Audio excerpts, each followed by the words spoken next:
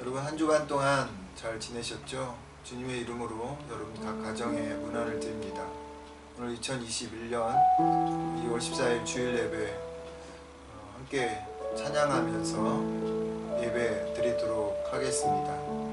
보내드린 찬양 우리 같이 찬양하죠.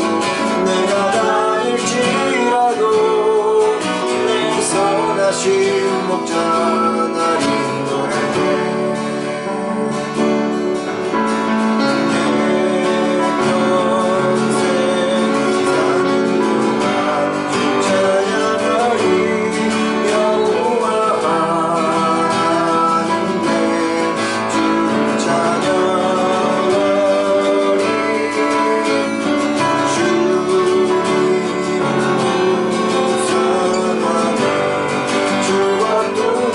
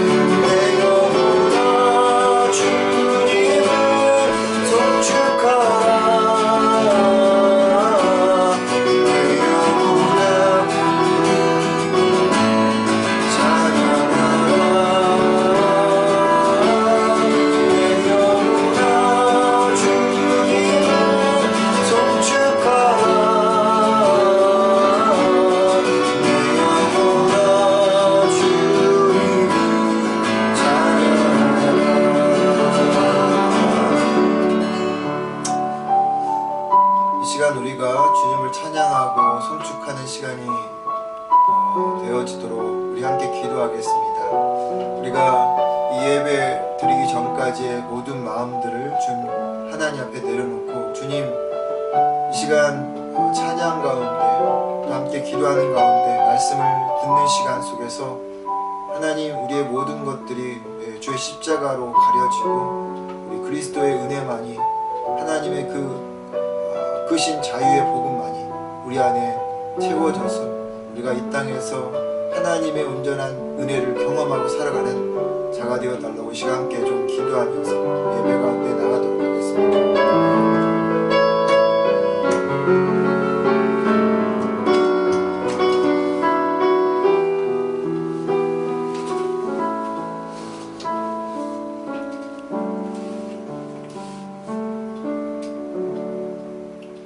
주 여호와의 영이 내게 내리셨으니 이는 여호와께서 내게 기름을 부으사 가난한 자에게 아름다운 소식을 전하게 하려 하심이라.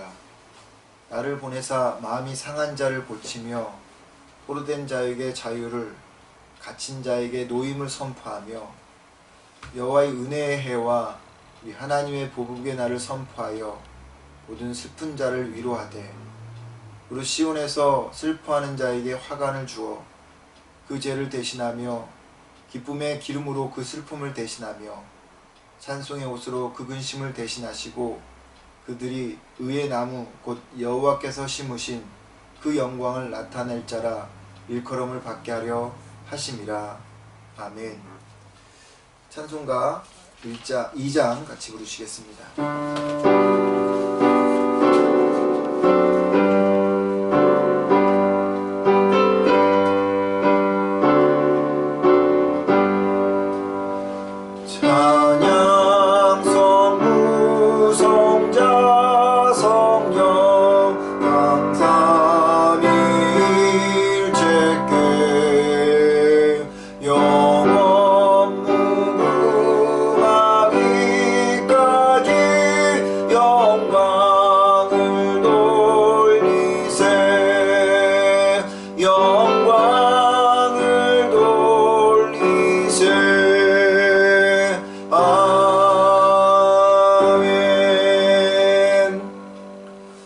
사도신경 고백하겠습니다.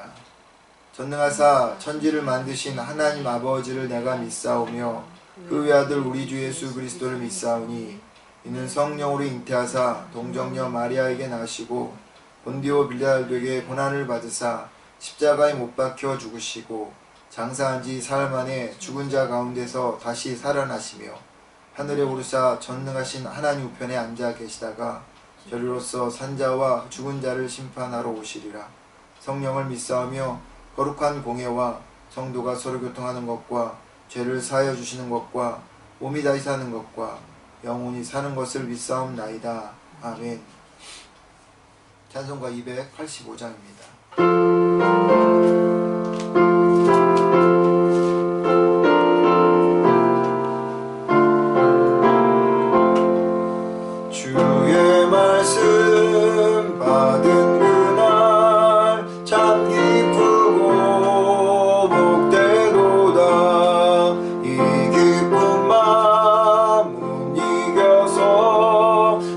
세상에 전하노라.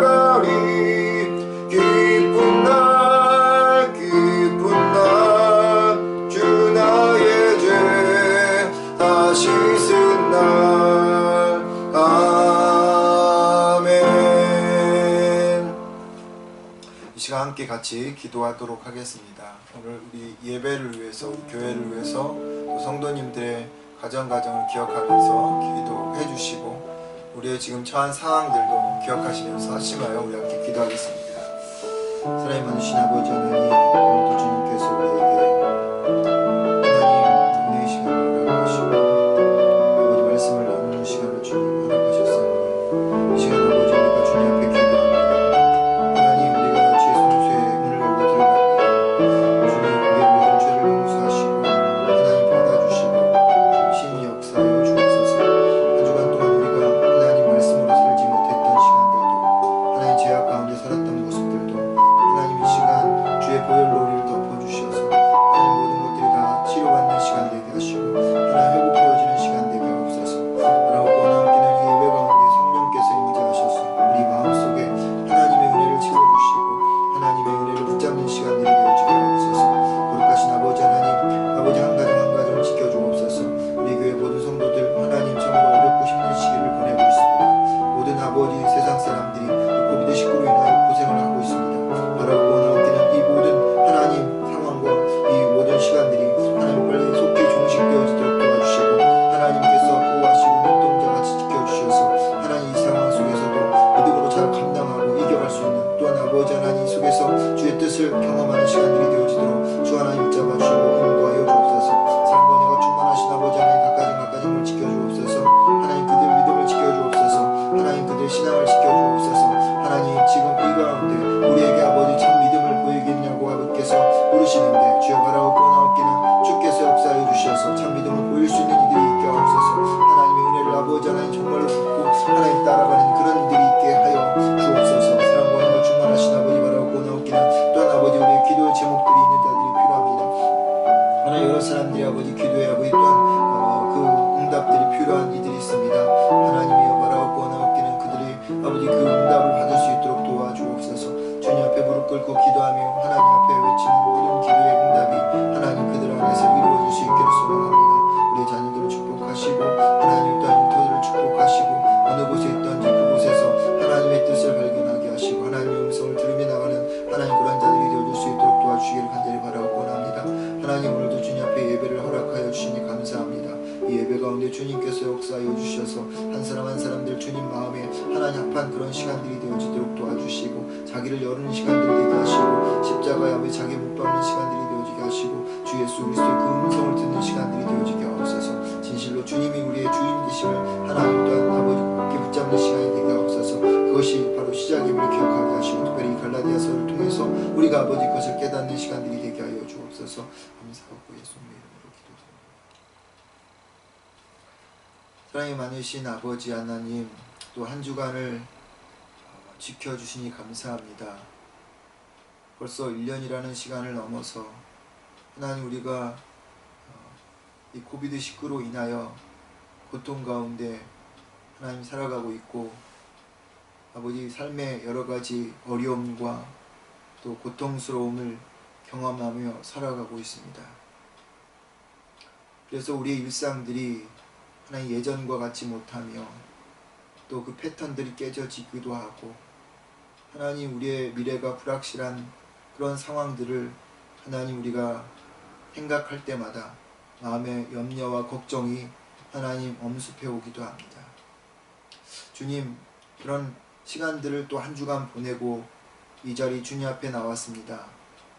주여 바라옵고 원하옵기는 지난 한 주간 동안 그럼에도 우리를 지켜주시고 사랑했던 그 하나님의 손길들이 이 예배 가운데 우리를 아버지 이끌어 주셔서 하나님 우리의 생각, 우리의 염려, 우리의 모든 마음들을 하나님께서 참으로 바꿔주시고 하나님 죄 대신 아버지 하나님께서 화관을 씌워주신다 하셨고 하나님 슬픔 대신 찬송의 옷을 입혀주신다 하셨다는 것처럼 아버지 하나님 우리에게 아버지 이 시간을 통해서 화관을 씌워주시고 하나님 기쁨의 아버지 기름을 부어주시오며 또 찬송의 옷으로 우리를 아버지 입혀 주시옵소서.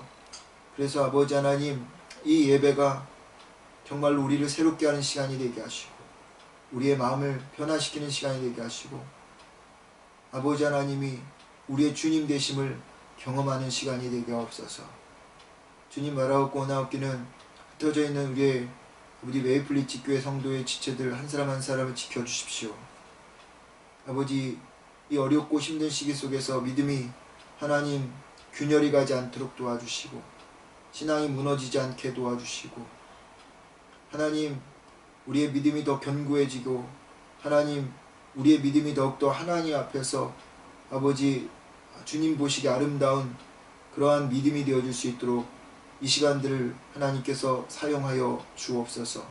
가정을 지켜주시고 자녀들을 지켜주시고 그들의 일터를 지켜주셔서 있는 곳곳에서 하나님의 은혜를 경험하는 저희 모두가 되어지게 하여 주옵소서. 또한 이 시간 아버지 육체적으로나 영적으로나 마음적으로 고통당하는 이들을 있다면 주님께서 찾아가셔서 하나님 그들의 마음을 위로하여 주시고 우리가 함께 중보하며 기도할 때 야고보서의 말씀처럼 하나님 믿음의 간구는 기도는 역사하는 능력 그 힘이 크다 말씀한 것처럼 우리가 서로를 위해서 중보하고 기도할 수 있게 하시고 그래서 하나님 웨이플리지 교회 성도로서 함께 묶어주신 주님의 그 이유를 깨닫는 놀라운 시간 갖게 하여 주옵소서. 말씀 가운데 역사하시고 기름 부어주시기 원하옵고 예수님의 이름으로 기도드립니다. 아멘. 하나님 말씀 갈라디아서 3장 15절부터 25절까지 교독하겠습니다.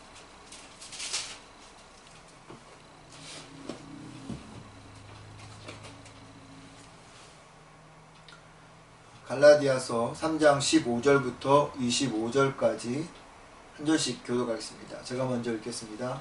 형제들아, 내가 사람의 예대로 말하노니 사람의 언약이라도 정한 후에는 아무도 패하거나 더하거나 하지 못하느니라. 이 약속들은 아브라함과 그 자손에게 말씀하신 것인데 여럿을 가르쳐 그 자손들이라 하지 아니하시고 오직 한 사람을 가리켜 내 자손이라 하셨으니 곧 그리스도라. 내가 이것을 말하노니 하나님께서 미리 정하신 언약을 430년 후에 생긴 율법이 폐하지 못하고 그 약속을 헛되게 하지 못하리라. 만일 그 유업이 율법에서 난 것이면 약속에서 난 것이 아니리라. 그러나 하나님이 약속으로 말미암아 아브라함에게 주신 것이라. 그런즉 율법은 무엇이냐? 범법함으로 더해진 것이니라.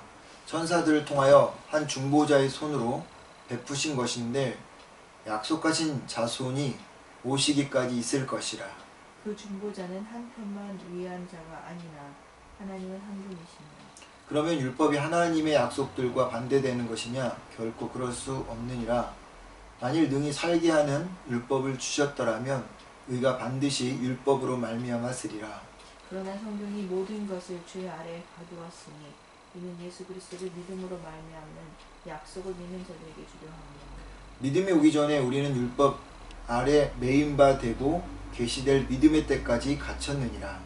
이같이 율법이 우리를 그리스도께로 인도하는 초등교사가 되어 우리로 하여금 믿음으로 말미암아 어렵다함을 얻게 하려 함이라.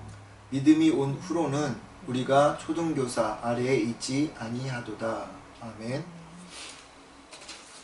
교회 소식 알려드리도록 하겠습니다.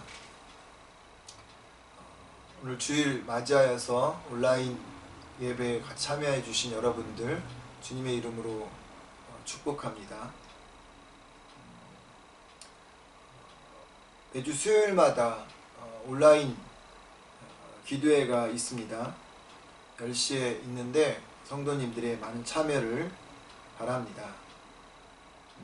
지난 5일 정부의 방침에 따라서 지금 현재 상황이 당분간 계속될 예정입니다. 언제 끝날지 모르는 이런 상황 속에서 우리가 지칠 수도 있는데 더 믿음으로 주님을 의지함으로 이 상황을 잘 이겨나가시고 견디어 나가기를 소망합니다. 황창순 권사님의 어머님이신 봉숙자 집사님 지난 한국 시간 9일 정오 12시 15분에 91세로 소천하셨습니다. 그리고 11일에 목요일에 용인공원 묘지에 암장되셨는데요. 함께 기도해 주신 성도님들께 감사를 드리고 오늘 오후에 유가족들과 함께 줌으로 추모 예배를 드리도록 하겠습니다.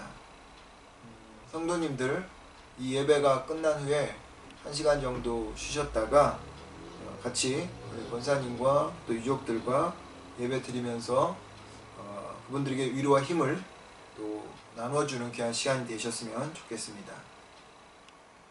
우리 전길정 형제가요, 이번 주 화요일 날 16일 날 한국을 방문하게 됩니다. 약 3달 정도 머물다가 오게 될 예정인데, 오고 가는 모든 여정 가운데 또 한국에 있는 동안 하나님의 보호하심과 또 인도하심이 함께 있도록 위해서 기도해 주시기 바랍니다. 오늘 하나님 말씀 보도록 하겠습니다. 갈라디아서 6번째 말씀입니다. 3장 15절로부터 25절 말씀을 가지고 약속과 율법이라는 제목으로 말씀을 나누도록 하겠습니다. 약속과 율법이라는 이 말씀, 오늘 15절로부터 25절에는요 약속이 무엇이고 그리고 율법이 무엇인지를 이야기하고 있는데, 하나님이 주신 약속 그리고 또 율법에 대해서 함께 좀 생각해 보도록 하겠습니다. 먼저 약속입니다. 종종 보면요, 재산 문제로 자녀 간에 분쟁이 일어날 것을 부모님들이 미연에 방지하고자 당신들이 죽기 직전에 그런 유언장을 써놓는 경우가 있습니다. 이 유언장의 특징은요, 부모님 사후에 절대 바꿀 수가 없다는 거죠. 자녀들이 부모님이 안 계시니까 자신의 입맛에 맞게 절대 바꿀 수가 없습니다. 이유는 공증을 거쳐서 법적인 구속력을 가지기 때문입니다. 15절에 보면 사람의 언약이라도 라고 하고 있는데, 여기서 언약이 헬라어의 뜻은 법정 유언이라는 말입니다. 유언장이라는 말이에요.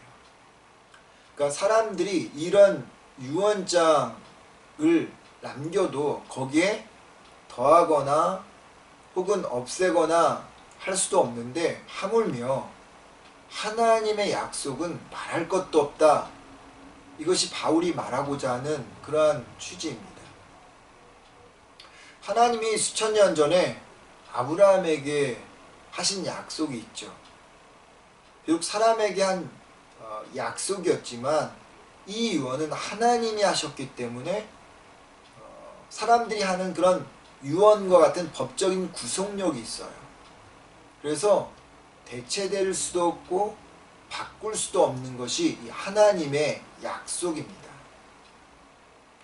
바울이 이렇게 하나님의 약속은 바꿀 수가 없다라고 말하는 것은 유대인들이 오해를 하고 있었기 때문입니다. 착각을 하고 있었기 때문인데요. 하나님이 아브라함에게 약속을 주시고 나서 430년 후에 모세의 율법을 주셨기 때문에 이 이스라엘 백성들은 생각하기를 앞에 주셨던 아브라함의 약속은 모세의 율법이 새로 왔기 때문에 더 이상 구속력이 없다, 더 이상 의미가 없다, 이렇게 생각을 한 거예요. 그래서 하나님의 주신 약속보다는 모세를 통해서 주신 이 율법에 더 집착했던 거죠. 하지만요, 하나님이 주신 약속은요 주연입니다. 그리고 율법은 그냥 이 약속을 보조해주는 역할을 할 뿐인 거예요. 이렇게 생각하면 쉬운데, 아브라함이 받은 약속은 상위법이라고 생각하시면 됩니다. 그리고 모세가 받은 430년 후에 받은 모세의 율법은 하위법이라고 생각하면 됩니다. 이 하위법은요, 상위법을 무시하고 그리고 그것을 뛰어넘어서 어떤 법적인 효력을 발생할 수가 없잖아요. 상위법과 하위법이 충돌하면 여러분 뭐가 먼저일까요? 하위법일까요? 상위법일까요? 상위법입니다. 따라서 하위법으로 주어진 모세의 율법이 상위법으로 주어진 하나님의 약속을 뛰어넘을 수도 없어요. 그냥 하위법은, 율법은 이 상위법인 약속이 이루어지도록 보호해주고 또 보조해주는 역할을 할 뿐인 거죠. 이 상위법이요, 이 상위법이, 즉 아브라함에게 주셨던 이 약속 상위법이 수천 년 동안 이 모세 율법이 주어졌어도 그것을 이어서 계속적으로 변하지 않고 왔다는 거예요. 그리고 그 상위법인 아브라함의 약속이 마침내 누구에게서 성취가 되었냐면 예수 그리스도에게 성취되었다라고 바울은 이야기하는 것입니다. 16절 여러분, 이 말씀은요, 바울이 창세기 22장 17절과 18절을 인용해서 한 말씀인데요. 창세기 22장 17절과 18절의 말씀은 이렇습니다. 내가 내게 큰 복을 주고 내 씨가 크게 번성하여 하늘의 별과 같고 바다의 모래와 같게 하리니 내 씨가 그 대적의 성문을 차지하리라. 또 내 씨로 말미암아 천하 만민이 복을 받으리니 이는 내가 나의 말을 준행하였음이라 라고 말하고 있습니다.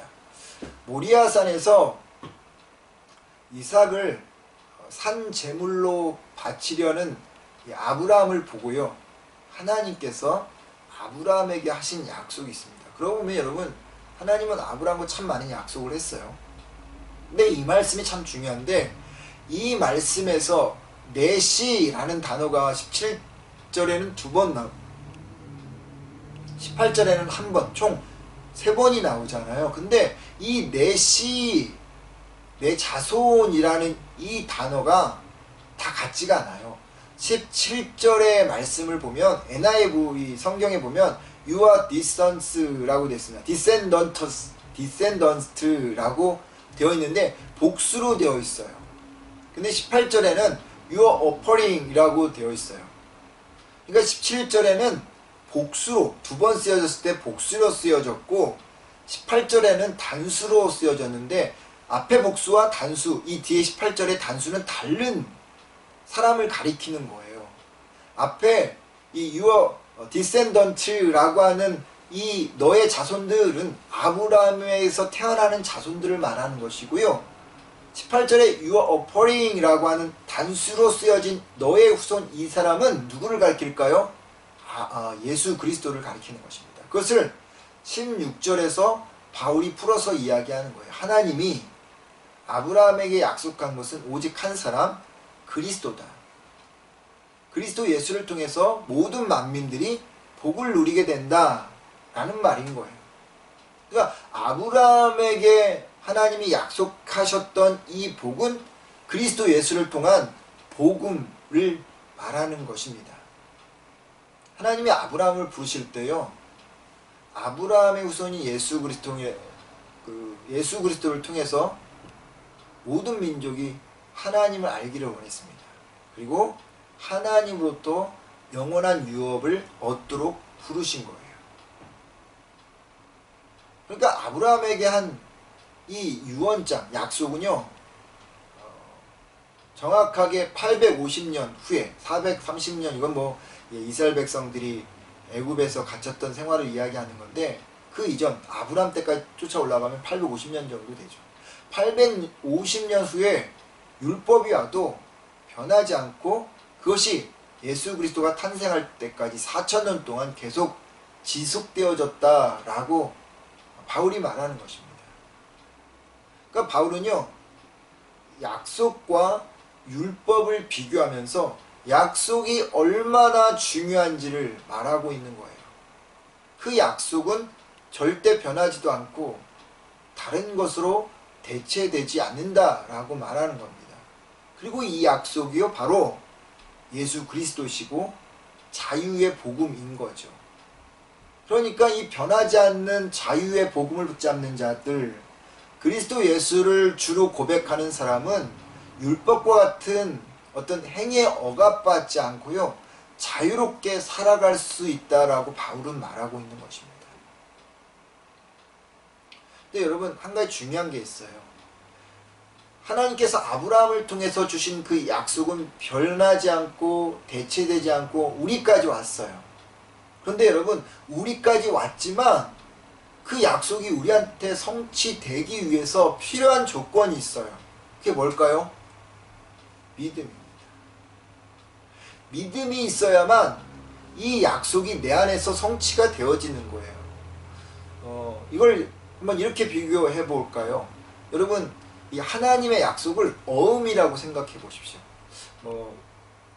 젊은 사람들은 또 이 캐나다에서는 어금 같은 거 체크하고 좀 비슷한 그런 개념인가요? 근데 아니겠죠. 아니죠. 약속 어음이라는 거 있잖아요. 이 어음이라는 것은 발행하는 사람이 일정한 금액을 일정 시간 시기와 또 장소에 무조건 지급할 것을 약속하는 것이 어음입니다. 그러니까 하나님은 아브라함에게 약속 어음을 발행하신 거예요.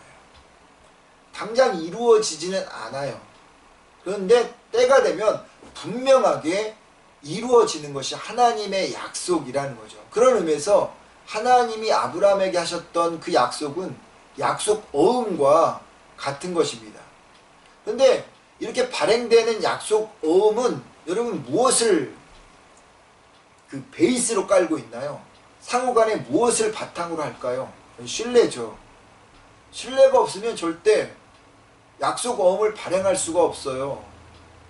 저 사람이 돈을 줄지 안 줄지 모르면 여러분 약속 어음을 발행할 수 있겠습니까?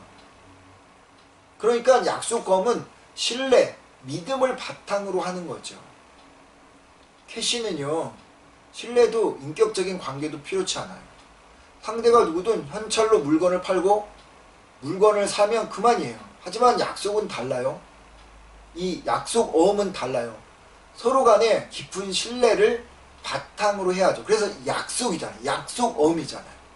시간이 지난 후에 돈을 주겠다는 사람의 말을 믿지 못하면요, 약속 어음을 발행할 수가 없는 거죠. 어음은 신뢰를 바탕으로 합니다. 하나님이 우리에게 주신 약속도 마찬가지. 하나님은 신뢰와 인격적인 관계가 필요 없는 현찰 거래를 우리와 원하지 않아요. 하나님은 늘 보시면 신뢰와 인격적인 관계가 필요한 약속을 주고받기를 원하셔요. 그래서 예수 그리스도를 주신 거예요. 또 그래서 성경은 많은 약속을 하고 계시잖아요. 그 구약 성경, 신약 성경이 뭡니까? 옛날 약속, 현재 약속, 다 약속 아니에요. 약속. 하나님은 다 약속을 우리에게 행하고 계세요. 무엇을 근거로 해서요? 신뢰를, 믿음을 바탕으로 해서.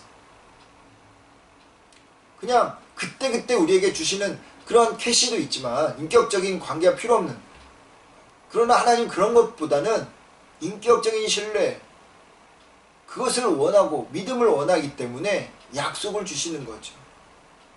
그러니까 이 약속이요, 내 안에 하나님이 아브라함에게 주셨던 그 약속, 모든 민족에게 주셨던 그 약속을 내가 누리고자 한다면 내 안에 성취될 수 있는 유일한 방법은 그건 믿음입니다. 이 믿음이 우리를 아브라함의 축복, 또 하늘의 축복을 받게끔 하는 그러한 도구라는 거죠. 그럼 그런 의미에서 믿음은요, 마치 플러그와 같아요. 콘센트에 이미 전류가 흐르고 있죠. 플러그만 끼우면 전기가 들어옵니다. 축복은 우리에게 주어졌어요. 내 주변에 있어요. 그런데 그 축복을 받고 못 받고는 내가 그것에 이 플러그를 끼우는 것처럼 믿음을 끼우느냐 못 끼우느냐, 이게 달려있는 거예요. 내가 끼는 순간 아브라함의 축복이 나의 축복이 되어지는 것이고 하늘의 축복이 나의 축복이 되어지는 것이죠. 바라기는요, 하나님은 날마다 날마다 우리에게 약속하십니다. 그리고 이 약속을 통해서 축복하십니다. 우리 모두가 하나님이 주신 이 하늘의 축복, 그리스도 예수를 통해서 주신 그 자유의 복음을 우리가 믿음으로 받기를 바라고 그것이 내 안에서 성취되어지길 주의 이름으로 축원을 드립니다. 이것이 약속인 거예요. 이 약속은 너무 중요하죠.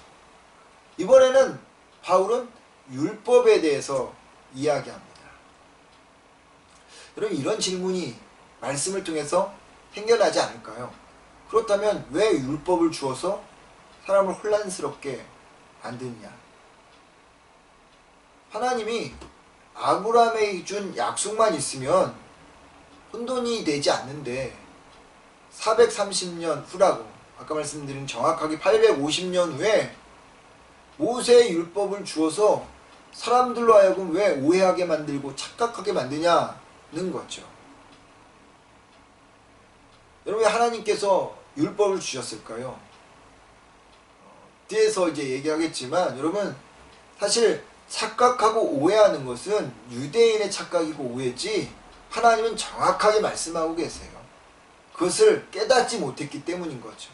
이에 대해서 바울은요, 19절로부터 25절까지 하나님이 왜 율법을 주었는지 세 가지로 그 율법의 역할을 말합니다. 첫째가, 이 율법은 거울과 같은 역할을 한다라고 말하고 있는 거예요.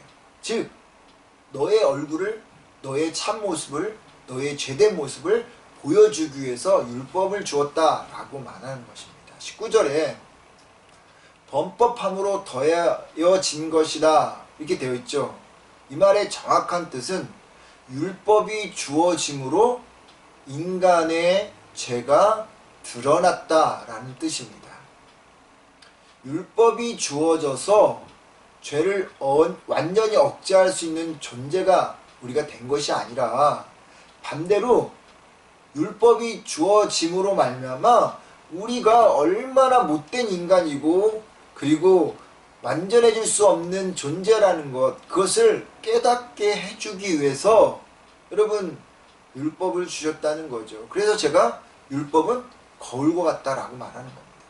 자고 난 후에 내 머리가 어떠하는지, 얼굴에 묻었는지 우린 몰라요. 그런데 거울을 보고서 알잖아요.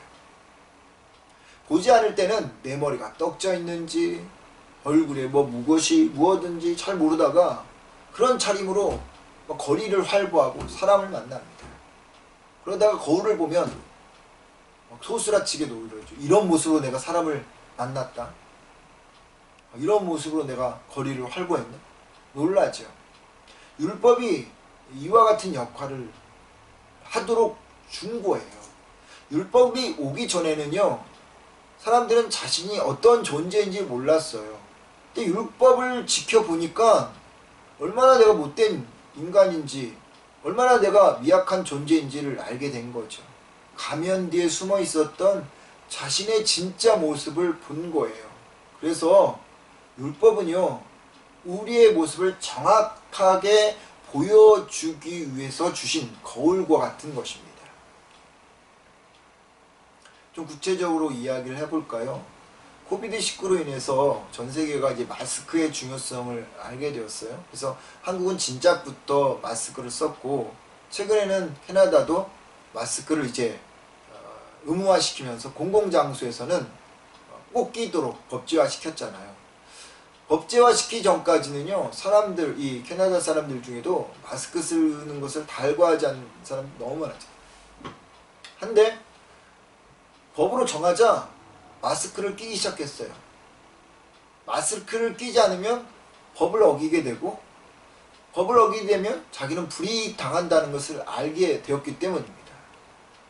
그러니까 율법이 주어지기 전에는 이게 죄가 불이익을 당한다는 것, 그걸 몰랐다는 거죠. 과학을 신봉하고 돈을 우상으로 섬기는 것이 죄인지를 몰랐어요. 주의를 지키지 않고 노동하고 돈을 버는 것이 죄인 줄도 몰랐어요. 나를 낳아주시고 길러주신 부모님이 연세 들었다고 귀찮은 것이 죄인 줄 몰랐다는 거죠. 정당한 이유만 되면 사람을 죽이는 것도 죄로 생각하지 않았다는 겁니다. 남의 아내를 유혹하여 성적으로 죄를 범하는 것, 그게 죄인지도 몰랐어요. 친구의 재산을 사기쳐서 빼앗는 것 역시도 죄인지를 몰랐단 말이죠. 용서하지 않는 것, 악한 마음 품는 것, 거짓말하는 것, 죄인지를 몰랐어요. 이게 뭡니까 여러분? 십계명이에요. 왜 십계명을 주셨는 줄 아세요? 십계명 전에는 이게 이러한 것들이 죄인지를 몰랐다는 거죠. 십계명이 주어지고 나서, 율법이 주어지고 나서야 그때서 이것들이 내가 행했던 것들이 죄다라는 것을 그들이 알게 됐다는 거죠. 이런 율법에 대한 비유를 잘 설명해 놓은 부분이 있는데 존 버년의 철로 역정에 나옵니다. 천국을 향해 가던 주인공 크리스천이 해석자라고 하는 사람의 집에 들어가요. 이 해석자는 크리스천을 자신의 응접실로 데리고 갑니다. 그런데 응접실은요, 한 번도 청소를 하지 않은 상태였어요. 해석자는 머슴을 부릅니다. 그리고 그 응접실을 쓸게 해요. 그랬더니 한 번도 쓸지 않았던 그 응접실에 쌓였던 겹이 쌓였던 먼지가 아주 뽀얗게 일어나서 숨을 쉴 수가 없는 상황이 되어버렸어요. 그러니까 이번에 해석자가 여자아이를 부릅니다. 그리고 물을 뿌리게 합니다. 물이 뿌려지니까 어떻게 됩니까? 먼지가 가라앉게 되죠. 그리고 청소를 합니다. 그랬더니 먼지가 이 응접실에서 깨끗하게 사라졌어요. 이 상황을 보고 있던 크리스천이 해석자에게 이게 어떤 상황입니까? 라고 물어보니까 해석자가 이렇게 말해요. 비질을 한 머슴은 율법입니다. 율법은요, 마음에서 죄를 말끔하게 씻어내지 못하고 오히려 죄를 되살리고 키우고 힘을 더하게 만들 뿐입니다. 크리스천이 묻습니다. 그러면 여자아이는 무엇입니까? 해석자가 물을 뿌린 여자는 복음입니다. 복음은 죄를 굴복시키며 믿음으로 마음을 정결하게 할 수 있는 능력이 있기 때문입니다. 라고 비유합니다. 율법은요, 비질을 하면 할수록 더 우리의 모습에 그 낱낱한 모습을 다 보여주게 되어 있다는 거죠. 그런데 복음은 그것을 다 청소해주는 능력이 있다고 하는 거죠. 여러분, 밴쿠버에서 살기 위해서 얼마나 많은 법을 지켜야 합니까? 법이 주어진 이유는 왜입니까? 죄를 막기 위해서 아닙니까? 하지만 법이 있기에 범죄가 사라졌습니까? 이번 주도 벌써 총기 사건으로 2명이 죽었다고 이야기를 하는데, 아니지요. 여전히 범죄는 더 많아지고 있습니다. 오히려 그 법을 피할 수 있는 요령들이 또다시 생겨나요. 남 얘기 아니잖아요. 우리도 가끔은 그 법들을 피하려는 요령을 부리기도 하지 않습니까? 이게 인간이에요. 인간은 절대로 법으로 완전해질 수 없는 존재입니다. 법이 주어짐으로 완전하고 행복한 존재가 되어야 하는데, 아이러니하게도요, 인간은 악해서 더 죄인인 모습을 보게 하는 거죠. 이 율법의 목적은 뭐냐? 가면 속에 숨어있는 당신의 모습, 나의 모습, 우리의 참 모습을 들춰내는 거울과 같은 역할을 해요. 그래서 율법을 주신 거죠. 너의 참 모습을 보라고요.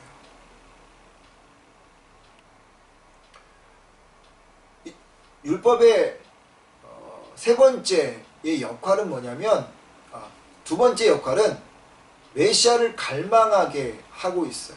율법이 너의 참 모습을 보게 하는 첫 번째 목적이 있고, 두 번째로는 그래서 율법은 메시아를 갈망하게 한다는 거죠. 19절에서 이 유진 피터슨의 메시지 성경은 이렇게 말합니다. 그리스도께서 오셔서 약속을 물려받으시고 그 약속을 우리에게 나눠주실 때까지 죄인들을 구원의 길에 붙잡아 두는 데 있습니다 라고 합니다. 율법은 약속의 성취인 그리스도 예수가 오실 때까지입니다. 그때까지는요, 죄인이 인간들이 최대한 악해지는 몬스터로 성장하는 것을 막아주는 역할을 해요. 그리고 그리스도 예수가 오면 율법의 역할은 끝납니다. 하지만 그리스도 예수가 올 때까지 인간은 무엇을 봐야 한다고요? 자기의 무능력함, 자기의 참모습, 무기력을 봐야만 합니다. 노력하고 애써도 여전히 변하지 않는 모습, 속에서는 막 쏟아오르는 분노가 있고요. 불확실한 미래로 걱정하고 염려하는 우리의 모습, 변하지 않는 일상을 보면서 지쳐가는 자신의 모습을 보는 거죠. 그래서 여러분 어떻게 됩니까? 그 율법으로 인해서 이런 모습을 보게 되니까 우리에게는 완전한 자가 필요합니다. 나를 변화시켜줄 분, 우리의 깊은 무능력을 해결해 주실 분, 깊은 웅덩이와 수렁에서 건져 주실 분을 기대하고 소망하게 된다는 거죠. 율법이 주어진 목적 그렇습니다. 참 사랑, 참 메시아인 그리스도 예수를 갈망하게 하는 거죠. 이거를 여러분 유대인들은 몰랐어요. 깨닫지 못한 거죠. 율법은 그냥 그것이 구원이라고 생각한 거지, 이 율법이 그리스도를 더 갈망하게 하고 또 자기의 죄를 보게 하는 그 목적을 깨달았지 못했다는 거죠. 그러기에 율법은요, 약속과 반대되는 것도 아니고 전혀 상관없는 것도 아닙니다. 그래서 바울은 21절에서 그러면 율법이 하나님의 약속들과 반대되는 것이냐? 결코 그럴 수 없느니라 라고 말한 거죠. 율법이 있어야 인간의 무기력과 무능력을 보게 되고요. 그것을 알아야 진짜 메시아를 기다리는 것입니다. 자신이 어떤 존재인지 모르면요, 메시아를 갈망하지 않게 되는 거죠. 그래서 하나님의 약속이신 예수님이 오셔서 내가 율법이나 선지자를 폐하러 온 줄 생각지 말라. 폐하러 온 것이 아니요 완전하게 하려 함이라고 말하는 겁니다. 분명하게 율법은 여러분 구원을 줄 수는 없어요. 하지만 참 사람이요 참 메시아인 예수 그리스도를 소망하게 합니다. 진실한 사람은 행위를 통해 구원을 얻으려고 노력하면 노력할수록 그리스도 예수가 필요하다는 것을 절실히 느끼는 거죠. 이것이 두 번째 율법의 목적입니다. 첫 번째가 뭐라고요? 우리 자신들을 보여주는 거울과 같은 역할을 하는 게 율법이고, 두 번째가 그래서 참 인간이시요 참 메시아이신 예수 그리스도를 갈망하게 하도록 이끌어주는 것이 율법이라고 하는 것입니다. 마지막 율법이 주어진 목적은요, 우리를 구원으로 인도해 주도록 하는 가정교사와 같은 역할을 한다는 거예요. 24절 말씀인데요, 유진 피터슨의 메시지 성경으로 제가 읽어드리겠습니다. 율법은 여러분이 잘 아는 그리스도의 가정교사와 같습니다. 아이들을 학교까지 바라다주고 아이들이 위험에 빠지거나 산만해지지 않도록 지켜주고 목적지까지 안전하게 도착하도록 도와주는 가정교사 말입니다. 이전 성경 우리 잘 아는 단어 몽학선생으로 표현된 이 말씀이 요즘 성경은 초등교사라고 이렇게 표현되어 있습니다. 그런데 유진 피터슨은 좀 더 요즘 해석을 해서 가정교사라고 말하고요. 저는 이 캐나다에서는 레니 같은 그런 사람이 아닐까 이런 생각을 해봐요. 어찌됐든 이 초등교사, 몽학선생이라고 하는 이 단어는 헬라어로 파이다고고스라는 말인데, 헬라나 로마 제국의 이 권세 있었던 가문의 아이들은요, 그들을 지도해주고 인도해주는 사람이 있었는데 이 역할을 노예들이 했었어요. 근데 이 사람들을 가르쳐서 파이다고고스라고 이야기를 했어요. 이 파이다고고스는 노예로서 어린아이들을 인도하고 지도해줬던 그러한 사람들인데, 이 아이들이 7살 때부터 17살 때까지, 7살 이전에는 부모님이 케어하고, 그리고 18세 이후에는 성인이 돼서 혼자 살아가지만 7세부터 17세까지 10년 동안은 아직 미성숙하기 때문에 아이들의 행동을 지도하고 보호해 주었던 사람이 파이다고고스였던 거죠. 10년 동안 아이들을 부모님 대신 감독해주는 사람들. 그러다가 18세가 되면 이 가정교사 역할이 끝납니다. 밴쿠버로 생각해보면 아까 말씀드렸던 레니도 될 수 있겠고, 저는 가디언도 여기에 포함된다고 생각해요. 부모님과 떨어져서 혼자 유학생활을 하는 아이들은 부모님을 대신해 줄 사람이 필요하잖아요. 그러다 보면 캐나다에서는 가디언이라는 제도를 통해서 그 역할을 하죠. 만약 아이에게 어떤 일이 벌어지면 부모가 나설 수 없기 때문에 이곳에서 가디언이 책임을 지게 됩니다. 물론 행동에 지침이 있다 보니까 그 아이들에게 이 가디언이 이렇게 해라 저렇게 하라 라고 행동 지침을 주다 보니까 행동에 제약을 받아서 자유가 억제되기도 하지만, 밴쿠버 생활을 알지 못하는 학생들에게는 그래도 이 가디언이 가이드라인을 해주기 때문에 좋은 역할을 하는 거죠. 몽학선생이라고 파이다고고스라고 하는 이 가정교사, 이 초등교사는 가디언과 같아요. 죄를 분별하게 해주죠. 죄에 빠지지 않도록 도와주죠. 대처하게 해줍니다. 여러 제약이 있긴 하지만 잘못되지 않도록 보호해주는 역할, 그게 율법의 역할이에요. 그런데 그것까지예요. 윤리적으로 도덕적으로 무엇이 옳고 그름을 알게 해주고 대처해주고 방어해주지만 그 이상은 해줄 수 없다는 거죠. 여러분, 그 이상이라는 말은 무엇일까요? 육체적으로는 무장시켜주고 보호해줄 수 있지만 영혼은 건들 수 없다는 거예요. 율법은 행위를 하게 하지 구원을 주지 못한다라는 의미로 이렇게 말하는 거예요. 초등교사가 아이들의 그러한 어떤 행동들을 보호해 줄 수는 있지만 그 아이의 정신상태의 영적인 부분들을 체크해 줄 수는 없는데, 부모는 그렇게 해줄 수 있잖아요. 마찬가지로 율법은 초등교사와 같지만 복음은, 그리스도는 부모와 같다라고 하는 거죠. 그래서 여러분, 몸을 통제하게 해줄 수는 이 율법이 있겠지만 영혼까지 통제할 수 없는 한계가 율법이에요. 보호가 필요한 어린아이가 몽학선생으로, 초등교사로, 가정교사로서의 역할을 하다가 부모가 오면 이양하듯이, 성인이 되면 떠나야 하듯이 율법의 지도를 받다가 참 부모이신 그리스도 예수가 오면 율법은 더 이상 구원받는 성도를 구속할 어떠한 권한도 없게 되는 거죠. 그래서 성도는 자유하게 되는 겁니다. 25절입니다. 믿음이 온 후로는 우리가 초등교사 아래에 있지 아니하도다. 율법은 조연일 뿐이에요. 그러다가 주연인 하나님의 약속이신 복음, 그리스도 예수가 오시면 그 자리를 넘겨주는 역할을 하게 되어지는 것입니다. 이것이 약속과 율법입니다.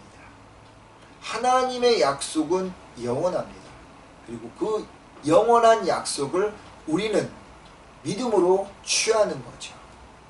그렇다고 율법이 필요 없느냐? 아니죠. 그 율법은 우리의 참모습을 보여주게 하고, 그래서 더 약속이신 예수 그리스도를 붙잡게 하고, 그리고 우리가 죄에 빠지지 않도록, 그리고 믿은 후에 믿는 자로서의 삶의 열매를 드러나도록 그 율법은 우리를 이끌어 가신다고 하는 것입니다. 여러분, 어디가 아픈지 정확히 알아야 정확한 치료를 할 수 있습니다. 우리가 어떤 존재인지 정확히 알아야 변화가 일어나요. 왜 사람들이 변하지 않습니까? 자기 자신에 대해서 정확하게 알지 못하기 때문입니다. 율법은요, 우리의 존재를 분명하게 보여줍니다. 그것을 진실하게 인정해야죠.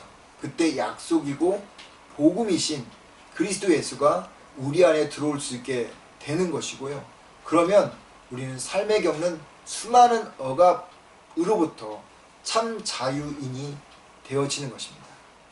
바라기는 하나님께서 주신 약속을 믿음으로 붙잡고요. 그 율법을 통해서 우리 자신들을 다시 한번 보고 더 우리는 하나님 없으면 안 된다라고, 은혜 없으면 살 수 없다, 주님께 더 가까이 다가감으로 인하여서 하나님이 우리에게 주시고자 하는 하늘의 축복을 정말 충만하게 누리는 여러분과 제가 되기를 주의 이름으로 축원을 드립니다. 기도하겠습니다.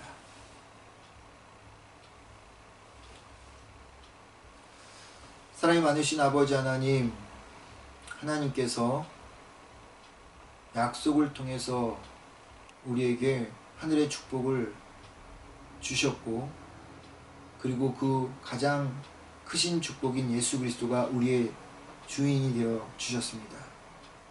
하나님, 그 밖에도 많은 약속을 우리에게 허락하셨는데 믿음으로 그 약속을 하나님 쟁취해 나가는 하나님의 참사람이 되게 하여 주옵소서. 하나님, 우리에게 율법이 필요 없는 것이 아닙니다. 율법이 있어야 우리의 가면 속에 숨어있는 진짜 모습을 볼 수 있습니다. 율법이 있어야 예수님을 더 갈망하게 됩니다. 율법이 있어야 우리가 죄에 빠지지 않도록 하게 해주십니다.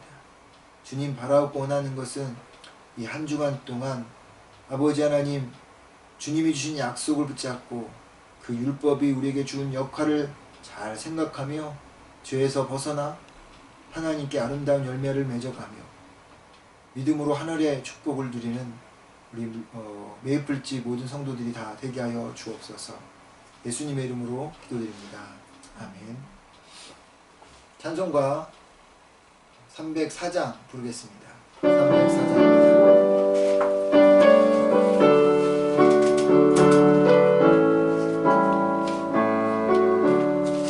그 크신 하나님의 사랑 말로 다 영영 못하네. 저 높고 높은 별을 넘어 이 낮고 낮은 땅 위에 죄범한 영혼 구하려 그 아들 보내사 화목제물 삼으시고 죄 용서하셨네.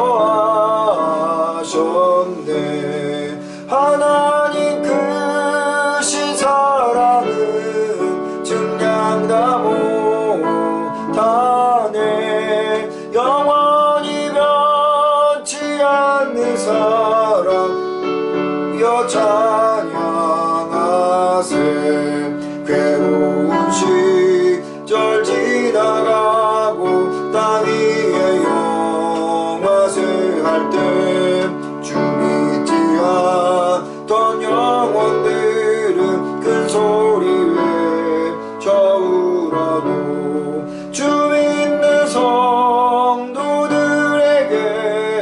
큰 사랑 베푸사 우리의 죄 사했으니 은혜 잊을까.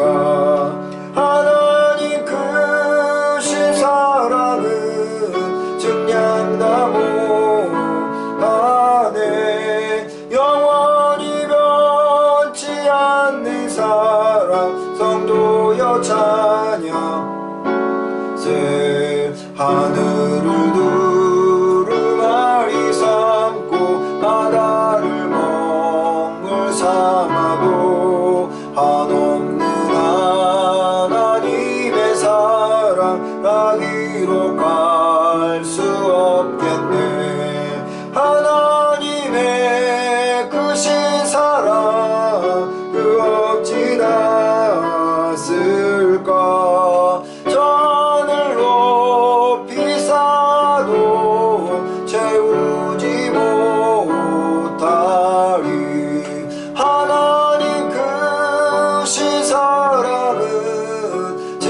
사랑과 못하네. 영원히 변치 않는 사랑 성도여 찬양하세. 기도하겠습니다. 사랑이 많으신 아버지 하나님, 우리가 이 한 주간 동안 하늘의 그 놀라우신 축복을 경험하며 살아가게 하옵소서. 이미 하나님께서 우리에게 주신 그 약속의 축복을 믿음으로 쟁취하며 한 주를 살게 하여 주옵소서. 하나님, 그리함으로 우리가 아버지 앞에 더욱더 하나님 은혜 아니면 살 수 없는 자임을 보게 하여 주옵소서. 우리가 얼마나 연약한 존재인지, 얼마나 나약한 존재인지, 얼마나 죄성이 가득한 존재인지를 보고 하나님 은혜 앞에 나가는, 주의 지성소 앞에 나가는 우리 모든 메이플지 성도들 한 사람 한 사람이 되게 하여 주옵소서. 그래서 하나님, 가정에서나 일터에서나 학교에서나 어느 곳에서 하나님이 주시는 놀라운 그 약속의 은혜와 축복을 하나님 풍성하게 누리는 당신의 자녀들이 다 되어질 수 있기를 소망합니다. 오늘도 주님 앞에 귀한 하나님 물질을 드릴 수 있게 해주셔서 감사합니다. 10의 1조 하나님 감사헌금, 또한 아버지 하나님 주일헌금, 그리고 유스들이 드리는 헌금, 아버지 주일학교 아이들이 드리는 헌금을 주님 받아주시고, 드린 손길마다 하나님께서 아버지 그들의 기도와 그들의 간구를, 하나님 그들의 바람을 응답하여 주셔서 주님 온전히 아버지 하나님 저들이 하나님의 자녀임을 경험케 하여 주옵소서. 물질적인 부분에 있어서 하나님 우리가 시험에 들지 않도록 도와주시고, 늘 주님 앞에서 정직하게 살아가는 저희 모두가 되어지도록 은혜 베풀어 주시옵소서. 이제는 오랜 전에 우리에게 약속으로, 변하지 않는, 바뀔 수 없는 그 약속으로 하나님 약속하시고 그리고 성취하시며 이루신 하나님의 크신 사랑과, 그리고 하나님의 그 사랑을 붙들고 이 땅에 오셔서 약속을 이루어내기 위해서 십자가에 죽으신 예수 그리스도의 그 크신 은혜와, 그리고 오늘 우리에게 그 약속의 축복을 주시고자 하나님 우리를 격려하시고 독려하시며 함께 하시는 성령님의 놀라우신 하나님 역사하심이 오늘 주님 앞에 예배드린 당신의 자녀들 머리 위에, 그들의 가정 위에, 하나님 그들의 아버지 일터와 또 학업과 우리들의 자녀들 위에, 우리가 살아가는 이 땅 밴쿠버와 또 밴쿠버에 있는 모든 교회들, 한국 하나님 있는 모든 하나님 당신의 자녀들과 그리고 교회들 위에, 여전히 코비드19로 고통당하고 있는 하나님 전세계의 수많은 사람들 위해 이제부터 영원토록 함께 하기를 간절히 축원하옵나이다. 아멘.